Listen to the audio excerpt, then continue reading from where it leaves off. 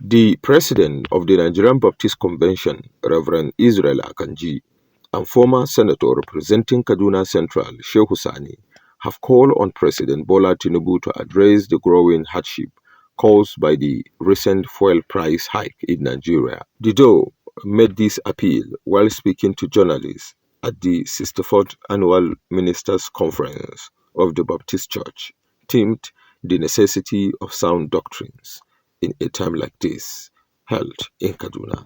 We are not saying the government is doing nothing. We are not saying that. The area we want the government to work on is this issue of transportation. And this is because fuel has become very expensive. Something has to be done, because when the fuel goes down to some extent, we are not saying to a ridiculous level, but we have experienced the painful part. If it can come down a little, then farm products will also be, will be lower. House rent will be lower. And the issue of school fees, if you go, I'm a proprietor of a university, and if you know how much they have to pay for diesel every day, you say, how will the university survive? The masses of this country are facing serious economic challenges. People are suffering. People cannot feed their family. People cannot educate their children. People cannot transport themselves. People cannot afford medical care. But this is not just a product of the economic reforms, but as a result of the things we refused to do in the past or things we did badly. All nations that are undergoing transformation must undergo the period of pain and sacrifices. But sacrifices should not be for the poor people. People in the position of power must be seen to be making sacrifices.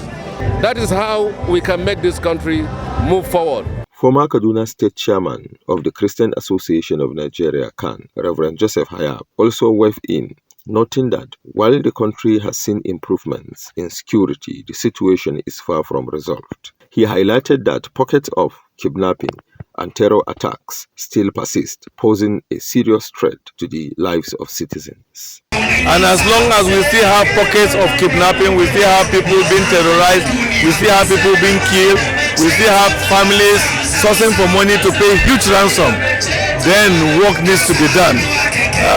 The other day, the president in his speech said that they've been able to dislodge 300 terrorists.